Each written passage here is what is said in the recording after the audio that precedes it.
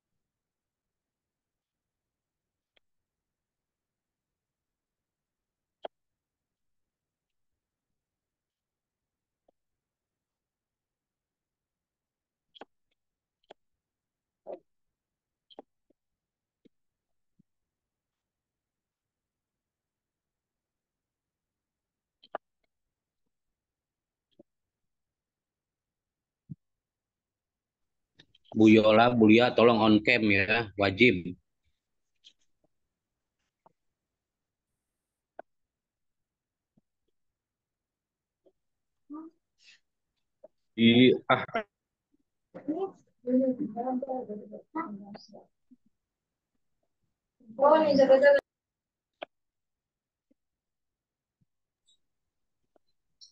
Pak Haji, SU udah masuk semua belum Pak Haji?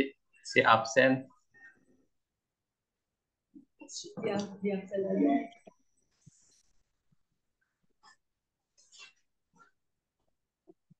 SU ada nggak? Si absen SU. Ada. Hadir. IGD ada nggak? Hadir, hadir, hadir. Oke.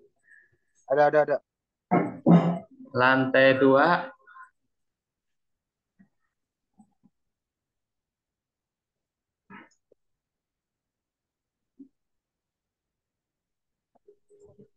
lantai 2. Apakah ada?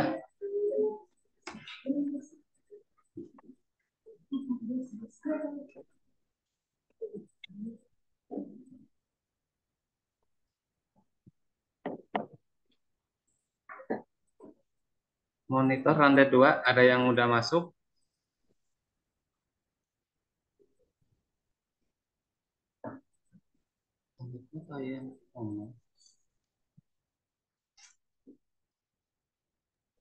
Hadir, Pak. Oke, terima kasih. Kakak, ada bilang tadi? Oh, lancar aja. Lantai 3 hadir ke lantai 3. Lantai 3 hadir. Hadir. Hadir, Pak. Udah masuk. Rachel, hadir nggak Rachel? Hadir, Pak Inul. Oke, terima kasih Bu. Lantai 3, Hadir, Pak. Hadir, Pak. terima kasih. Untuk lantai 4, Melati. Hadir, Hadir, Pak. Hadir, Oh, hadir. Aduh, Om, terima kasih Om. Berarti udang nenek, udang nenek. Untuk Sakura, Hadir. Hadir. oh, makasih Bu. Perina.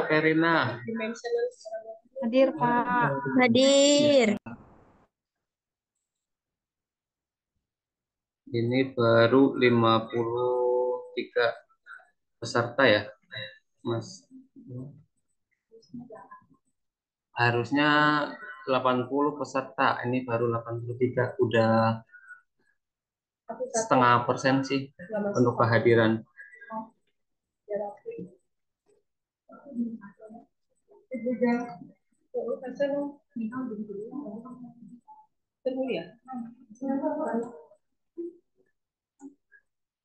Pak Inul, Iya, adik. tetangga masa gitu?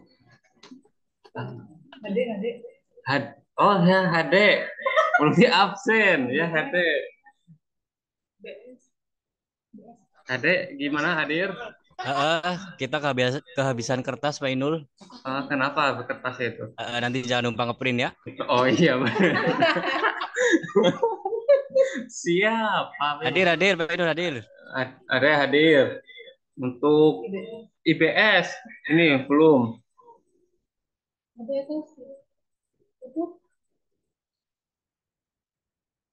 Untuk IPS belum di absen IPS.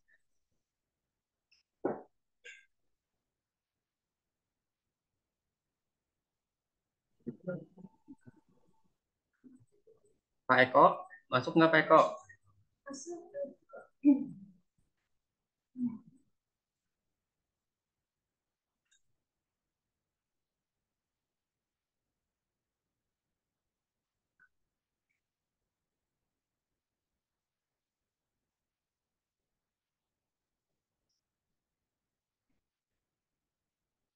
Pak Agus gimana Pak Agus? Udah bisa dimulai belum Pak Agus ya? Udah sekitar 52 peserta yang udah masuk Pak. Lanjut aja, no. Lanjut dulu apa? Lanjut aja Pak. Mulai. Ya. Oke, siap Pak Agus. Terima kasih.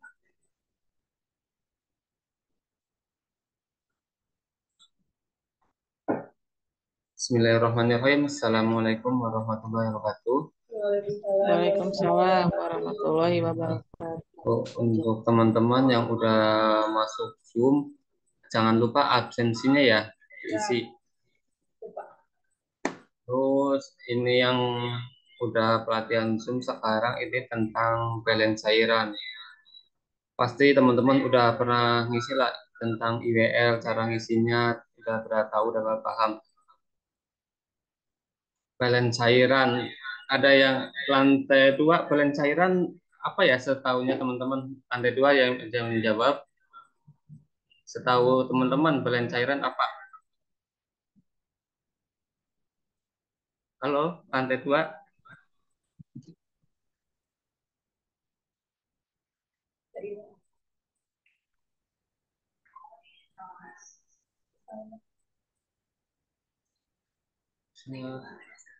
Lantai 2 ada Salma. Bisa Paham, tahu? Halo? paham. Apa Lalang? Udah, saya aja lah. Paham. Siapa? Saya aja. Balance cairan adalah perhitungan jumlah cairan yang masuk dalam tubuh. Itu Mas Dan Ainul. keluar Oke. dan keluar. Yang keluar. Ya, Terima kasih Pak Eman sama Pak Lalang ya. ya. Saya bukan Pak Lalang. Oh, Pak Eman ya. Oke, terima Ya, kasih. Dapat coklat dari Pak Eman. Dapat coklat. coklat ya. Dari Pak Awas ya. Eman. Nih, balance cairan ya. Balance cairan adalah keseimbangan antara pengeluaran dan pemasukan. Benar ya, yang tadi disampaikan Pak Eman, pemasukan cairan dan pengeluaran cairan di dalam tubuh yang memungkinkan fungsi metabolik di tubuh bekerja dengan benar. Jadi yang kita makan, yang kita minum, itu pasti akan dikeluarin ya. Sesuatu yang kita keluarin dari urin, BAB. Nah, itu termasuknya pengeluaran cairan. Terus, balance cairan itu untuk orang dewasa ya, itu sekitar normalnya 2.500 mili per hari berdasar dari makan dan minum. Ya mungkin teman-teman nggak ngitung nih, udah sehari ini udah minum berapa liter nih. Nah, kadang-kadang nggak pernah itu, tapi kalau orang dewasa ini rata-rata 2.500 itu cairan. Mungkin minum sop itu termasuk cairan. Nah, terus minum aqua, biasanya kalau persen nih minum banyak aqua, minum 1 liter itu kalau sehari, kalau sepastinya aja bisa 800, bisa lebih itu cairannya. Minum. Nggak cuma cairan, makan makan itu juga ada kandungannya, ada cairannya, termasuk makan dan terus untuk di dalam tubuh itu kandungan cairan itu berapa persen? Beda-beda ya antara dewasa, anak, lansia itu beda-beda. Kalau anak itu 80%, 80% itu adalah cairan karena anak itu tidak pasti banyak kan minum susu ya, susu jarang makanannya sedikit. Itu 80%. Makanya kalau anak itu cepat dehidrasinya daripada daripada dewasa. Ada literatur juga yang 85%, ada itu juga ada literatur. Oh, yang ini bacanya 85% ya anak. Ada juga ya, beda-beda persepsinya. Ada literatur kalau misalnya searching di Google bisa ada 85, ada 80. Kita ngambil tangannya aku 80% ya buat anak. Itu sangat berpengaruh ya kalau anak cairan. Terus 80 berarti berat badannya bayi berapa besar? 4 kilo. Berarti setengahnya ya, setengahnya itu banyak banget airnya. Untuk dewasa ya, dewasa itu ternyata kebutuhan cairan 60% ya, bukan makanan yang paling banyak ya. Makanan ya kayak daging, terus sayur-sayuran, paling paling banyak itu minuman. Banyak kan cairan itu 60% ya. Nah, makanya dewasa itu dehidrasinya tidak cepat kayak seperti bayi anak itu. Karena cairannya bisa di 60% dari tubuh dan masih bisa menyimpan lemaknya. Cairannya akan disimpan di lemak.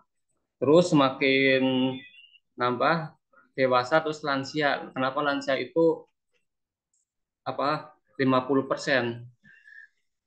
Karena massa ototnya dan lemaknya itu akan menyusut pada usia lansia. Jadi cairan di dalam tubuh untuk lansia itu akan berkurang. Ya lemak kan, kalau yang lansia itu kan lama-lama akan keriput ya. Lama-lama itu kan penyusutan air di dalam tubuh. Makanya dewasa lansia itu 50% cukup untuk lansia. Lanjut untuk komponen cairan.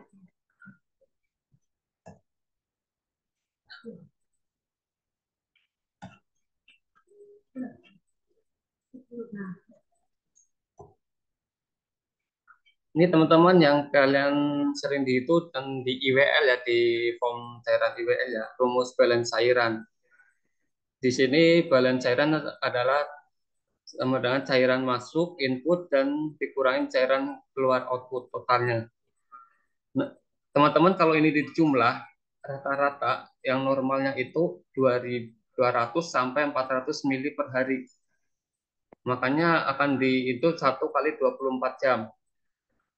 Cairan masuk misal impusannya kan teman-teman target 8 jam. 8 jam kan 1.500 per 24 jam. Itu cairan masuk. Itu yang murni cuma tentang infus doang ya, belum suntik, apalagi tentang cairan yang masuk selain infusan. Kalau PCT juga ada PCT Metro, itu cairannya lebih agak besar Metro. Terus apalagi yang masuk selain infusan? Furosemid. Nah, itu furosemid apalagi yang per di drip itu malah pengeluarannya lebih tinggi daripada pemasukan. Kadang negatif, kadang positif. Nah, itu tergantung diagnosa pasiennya kalau tentang cairan infus. Cairan input adalah cairan yang masuk ke dalam tubuh pasien berupa minum, makan, atau terapi cairan seperti infusan dan obat-obatan. Infusan, teman-teman, apa aja yang di rumah sakit tentang infusan, apa aja? Infusan yang ada di rumah sakit. Halo. Hai. Halo, hai. Lantai 3, infusan apa aja lantai 3 yang teman-teman tahu? Ada NaCl, Pak Karo. NaCl, RL, D5. D5. Oh. Terus? D10 juga ada, Pak Karu. Ya. NO100, NS100. NS100. Terus apa lagi? Manitol. Manitol. Kalau PRC masuk nggak cairan? Transfusi. Masuk. Masuk Mainul. Oke, terima kasih Lalang. Kalau TC? Masuk. Nah, itu Masuk. kadang-kadang teman-teman ini ya kalau inputan itu cairan transfusi kayak misal TC, WB. Nah, PRC ini masuk ke infusan. Makanya di inputan itu masuk. Itu pasti udah kelihatan ya kalau TC itu berapa cc. 250 cc apa 260 di kantongnya ada tercantum di situ ya. Nah, minum pasti disediain untuk minum. Pasiennya udah minum berapa liter, berapa botol itu ada di tanyain ke keluarga pasien, minumnya banyak apa enggak. Makanan. Nah, makanan juga harus dikaji pasiennya. Pagi Bu makannya sedikit enggak, setengah, apa seperempat, apa 1 sendok, 2 sendok. Nah, itu harus dimasukin di IWL juga. Makanya harus dikaji berapa setiap weekend, mungkin pas lagi keliling, tanyain apa lagi sedang memberikan obat, TTP, itu juga bisa ditanyain makan dan minumnya. Dikaji ya. Mungkin dari awal masuk makannya cuma 3 suap, 3 sendok, terus dievaluasi tuh selanjutnya, Bu, makan dan minumnya gimana? Udah nambah apa enggak? Bagus enggak? Oh, kemarin udah 3 sendok, oh sekarang udah setengahnya habis. Alhamdulillah, Bu, udah ada peningkatan, udah mendingan, udah membaik, udah setengah sendok. Besok berarti habisin ya, Bu, makannya.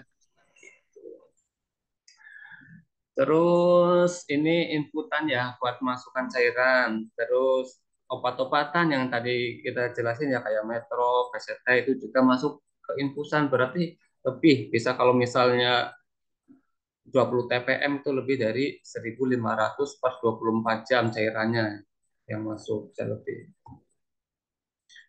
Nah, ini cairan keluar.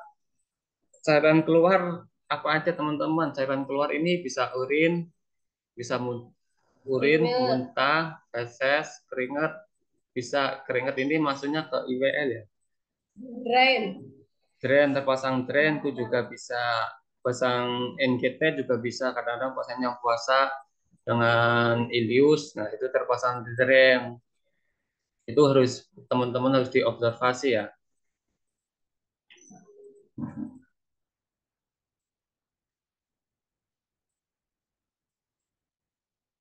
Nah, udah output, kita tentang masuk yang IWL yang tadi. IWL itu adalah perhitungan cairan yang tidak bisa dihitung dan sulit diukur dalam tubuh pasien. Teman-teman, apa yang tidak bisa diukur dalam tubuh pasien cairannya? Contohnya apa? Ingat.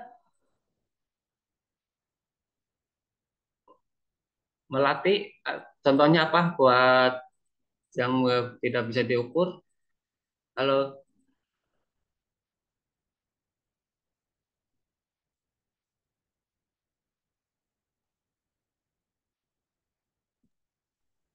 Keringat, Pak Inul. oke, siap, makasih Bu Lia. Terus apa lagi yang nggak bisa diukur?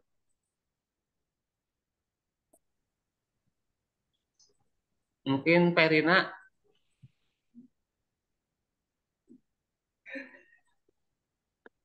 selain keringat yang ada yang bisa diukur, Kalau feses Pak Inul, feses bisa ditimbang. Segini jawab.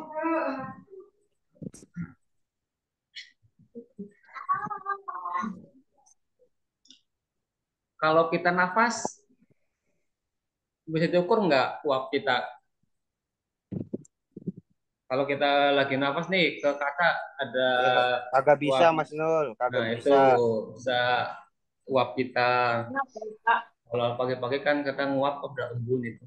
Nah, itu kita nggak bisa ngukur ya. Oksigen apa uap kita nggak bisa itu. Terus mas suhu, semakin tinggi suhu badan kita masih apa makin keringat kita makin banyak. Apalagi kalau pas apa habis olahraga tuh keringatnya akan makin banyak. Nah, untuk menghitung IWL yang apa cairan tubuh yang dikeluarin yang tidak bisa di apa keluar yang nggak bisa diukur, ini ada rumusnya. 10 sampai 12 apa nilai konstanta ini 10 sampai 15 dikali berat badan per 24 jam. Nah, misal berat badannya apa 50 kali 10. Nah, itu ketemunya 50 ya, 50 mili per hari. Itu cuma kalau misal nggak ada peningkatan suhu ya.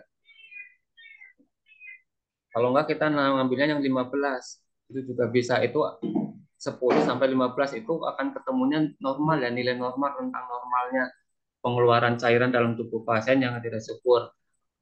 Itu 300 sampai 400 mili per hari. Itu cairan tubuh yang tidak subur. Jadi itu ada nilai normalnya. Kalau misal ada peningkatan suhu, apa suhu tubuh, mungkin mungkin demam, nah pasti pengeluarannya makin makin tinggi, apalagi disertakan dengan lingkungan, kayak misal ruangannya pengap, panas, itu juga akan memproduksi pengeluaran cairan yang akan makin banyak.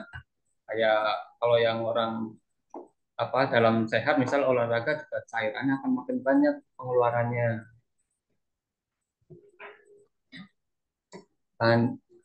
Lanjut, lanjut kita masuk ke formnya ya, cara pengisian. Bentar ya, kita lanjut ke formnya dulu, form cara pengisian form.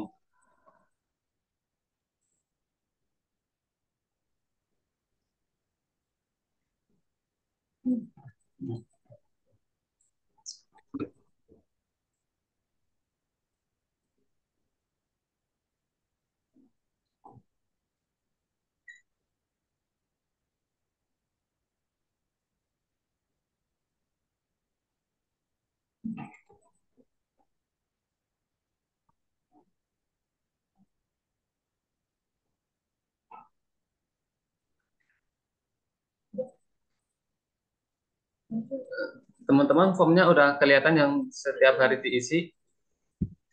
Sudah. Udah, Pak. Pak. Ya, Pak. Ya.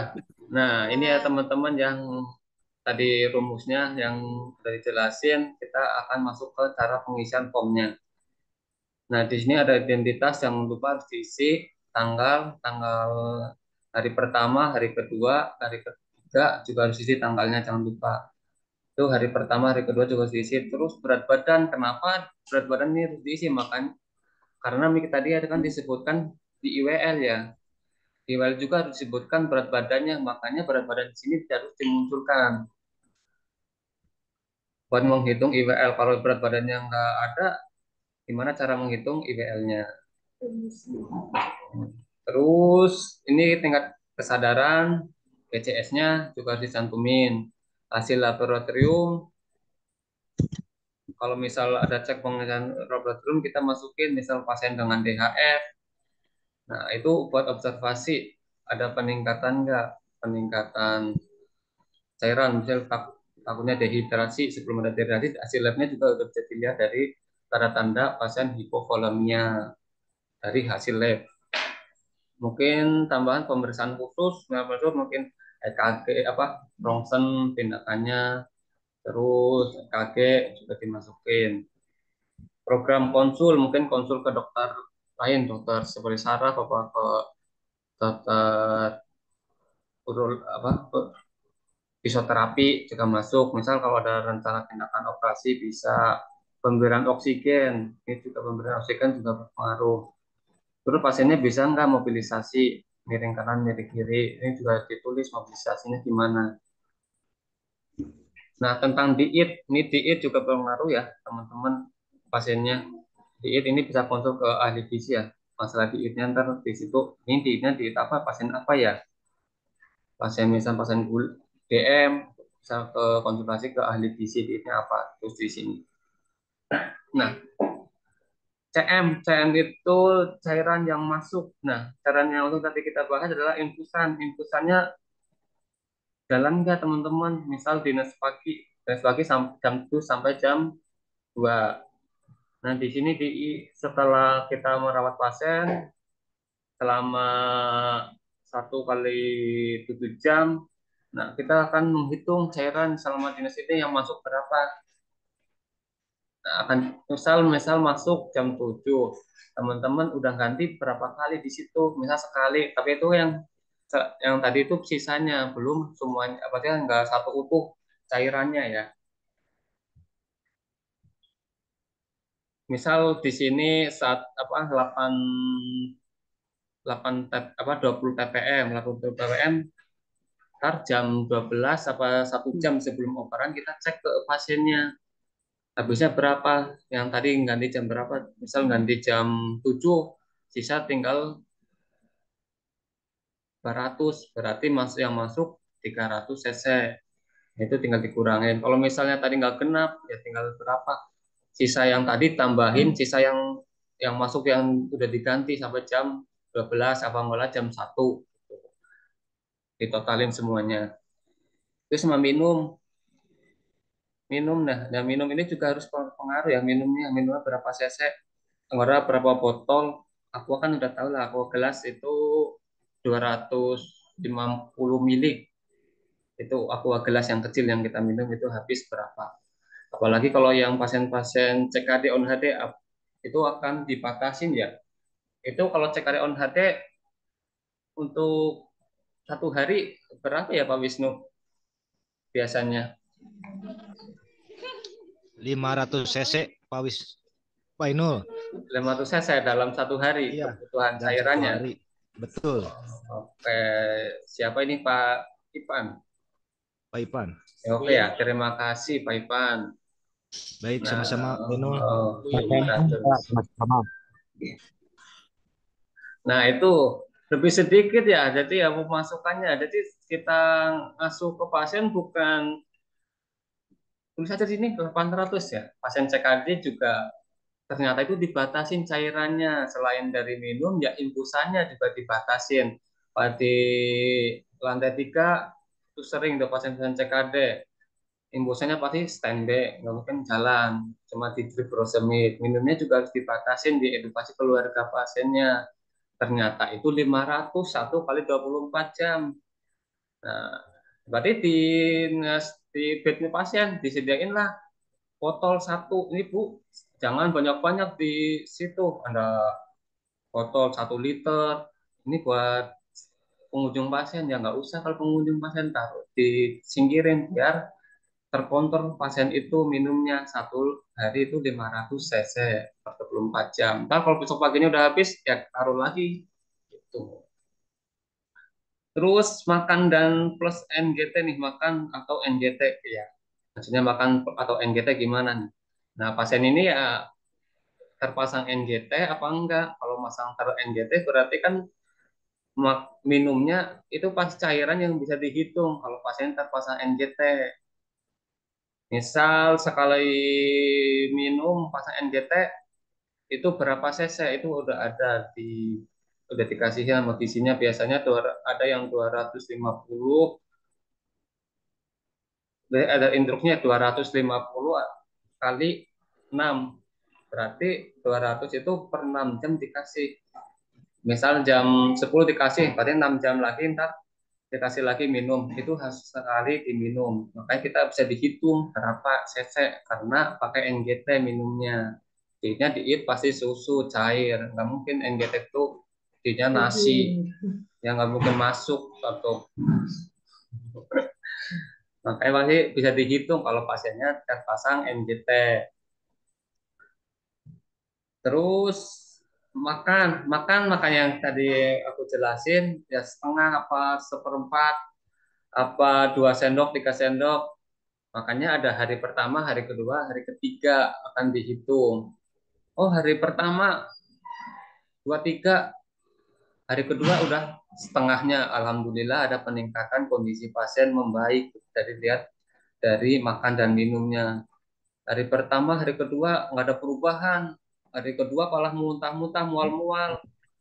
Makanya sedikit. Nah, itu dikaji kenapa makan itu nggak mau makan, nggak mau minum, minum, mual muntah, makannya nggak enak. Gitu. Nah, itu bisa konsultasi ke ahli gizi yang mau makan, ibunya mau makan apa maunya, gitu. Dijelasin. Nah, itu ya. Terus yang ketiga tentang cairan yang keluar ke tubuh pasien. Cairan yang keluar. Nah, yang tadi jelasin cairan yang keluar ini CK. CK itu cairan yang keluar. Yang pertama BAK. BAK. Nah, ini buat ngetahuin BAK. BAK itu bisa dilihat kalau kebanyakan yang pasien-pasien di pasang NGT bisa terpantau ya dengan tahu kita udah buang berapa. Misal dinas pagi udah buang 500 cc harus mili, itu ada ukuran di urin P. Terus gimana kalau yang pasien yang nggak terpasang NGT DC?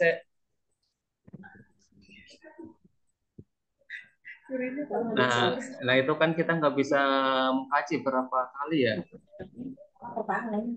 PAK-nya ya. Nah, paling titik lihat dari kondisi pasiennya, Bu, udah kencing belum, Bu? Kencingnya berapa kali? Nah, kita observasi, oh sering. Nah, itu berpengaruh dengan kondisi pasien ya. Takutnya, oh sehari ini nggak kencing. Wah, ini bahaya tuh ditanya, sehari nggak kencing. Karena retensi apa karena dehidrasi pasiennya. Nah, makanya harus dikaji benar-benar ya kondisi pasien.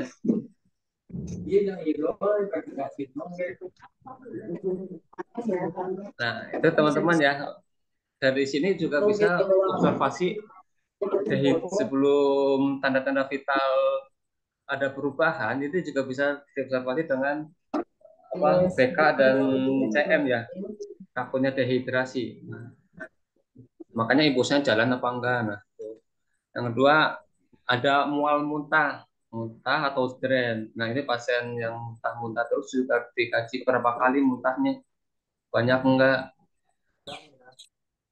berapa cc. Kalau muntah itu bisa kelihatan. Misal satu dinas 4 kali, nah, muntah-muntah terus, makan nggak masuk, imbusan gak masuk, muntah disertai dengan muntah-muntah. Diare lagi. Oh, apalagi diare lagi. Bahaya inilah. Mantap. Hasilnya bisa Oleh. hipovolemia ini. Langsung ICU. Nah, udah cairannya gimana? Ngejalan nggak? Nah, ini bisa resiko masuk ICU.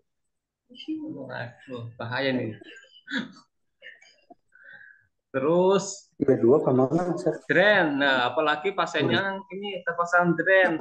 Udah pasiennya puasa, drain NGT dialirkan, terpasang drain, imbusannya nggak jalan, nggak netes, terus terpasang DC, DC-nya urinnya sedikit. Wah, ini nggak dilaporin, tiba-tiba masuk ICU. Kalau nggak udah penurunan kesadaran. Nah, itu juga teman-teman harus dipantau ya, urin normal tubuh pasiennya.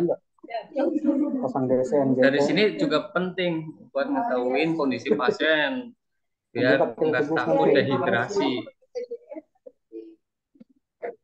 Terus BAB nih, BAB-nya berapa kali sehari? 3 kali sehari BAB apa enggak? Biasanya kalau pasien-pasien baru sehari belum BAB nih. Karena lingkungan, faktor lingkungan. Terus IWL ini yang tadi peningkatan suhu tubuh pasien itu bisa ditulis kalau ada berat badan ya, ada rumusnya, itu ditulisnya di akhir sheet dinas malam. Ditulis misal totalnya 10 dikali 50 berat badannya. Berarti kan 500. Nah, kalau udah semuanya ditulis semua IWL yang nggak bisa dihitung, terus totalin pengeluarannya. Pemasukan dikeluarin pengeluaran. Nah, yang di CM dikeluarin yang CK pengeluarannya. Pemasukan dikeluarin pengeluaran. Nah, ini di sini akan keluar keseimbangan cairan. Tadi keseimbangan cairan berapa normalnya?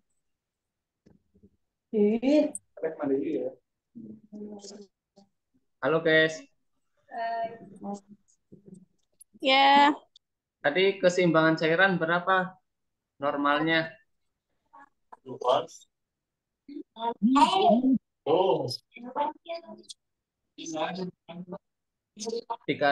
sampai 400 itu nilai normalnya, berarti positif apa negatif di situ ya. Kalau negatif berarti nggak normal. Kan pasien-pasien apa yang negatif, guys? Yang dihitung cairannya negatif. Contohnya CKD. TKD, terus apa lagi? CHF. CHF. Oke, terima kasih ya. Siapa nih, Ratna? Ntar dapat coklat dari kanitnya ya. Namanya Pak Rudi ya, ntar dapat coklat. Terus kalau cairannya positif banyak, yang pengeluarannya pemasuk cairannya yang banyak, terus pengeluaran juga banyak tuh. Pasien apa aja yang harus DHF. DHF? Nah, itu yang harus teman-teman yang harus dipantau pasien yang cairannya yang benar-benar yang banyak cairannya, pasien DHF. Terus pasien apa lagi? Diare. Diare. Pasien-pasien operasi besar yang dipuasakan. Terus apa lagi?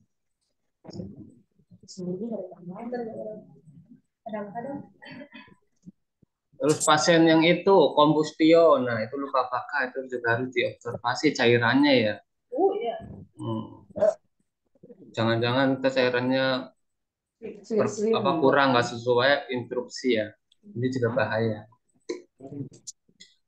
Nah, setelah teman-teman cairan infusan apa segala macam itu kan udah dilakuin, dokumentasinya adalah di bawah. Nah, tanggal, jam penggantian, tanggalnya jangan lupa teman-teman ya. Tanggalnya nih yang sering aku lihat adalah tanggal jarang diisi sama jam. Nah, itu jamnya juga harus diisi buat mengetahuin. Misal ganti jam 7, ya kenapa nih sehari belum ganti cairan? Nah, itu juga harus dipertanyakan. Nah, kalau udah diganti, misal jam 8, di jam 7 ganti jam 2. Nah, itu sesuai. Tandanya kalau perawat ganti itu baru cairan adalah segitiga. Segitiga itu cairannya 500 cc, itu tandanya cairan itu terapinya baru. Kalau bukan berarti apa, misal sisanya dinas jam 1, dinas pagi sisanya berapa, 200, anggota 100, itu bukan segitiga, sisa cairan yang dinas pagi. Kita tinggal lanjutin. Terus cairannya apa yang kita berikan, misal RL, MS, berapa TPM. Nah, itu juga harus ditulis. Cairan misal 20 TPM, kalau enggak 40 TPM. Nah, terus misal transfusi juga ada di sini ditulis. TC, PRC, WB juga harus didokumentasikan. Semua yang kita lakukan ke pasien, yang kita cairan masuk, harus didokumentasi di lembar IWL. Itu penting ya teman-teman. Kalau udah didokumentasi, udah lengkap, teman-teman wajib tanda tangan. Nah, itu yang ganti siapa? Nggak ada tanda tangan, nggak ada cap, nggak ada nama. Jadi kita juga bingung ya teman-teman. Ini siapa yang ganti cairan? Oh, dinas pagi nggak ada yang ganti, cuma tanda tangan. Nah, itu harus dicapin buat verifikasi perawatnya. Tanda tangan, jangan lupa.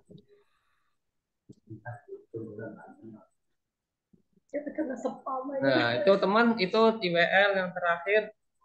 Pengisian form IWL ada yang perlu didiskusikan, ada yang ditanyakan. Pak Haji Wildan mau tanya. Pak Haji Wildan ada yang ditanyakan, bisa bantu. Nah, Pak Haji, Waalaikumsalam Pak Haji. Udah, Mang? Alhamdulillah. Alhamdulillah. Ini bukan mau bertanya ya, Mas. Ya, diskusi Pak Haji di sini. Mau menambahkan. Masih hangat nih Pak, kemarin itu ada dari lantai 3 lagi. Waduh, kenapa Pak Haji? Kenapa ini kayaknya sering banget nih Pak Haji? Perlu dibedah. Ini di apa tadi, di Thailand keluar ya, kan ada BAK ya. Di situ terisi tiap shift itu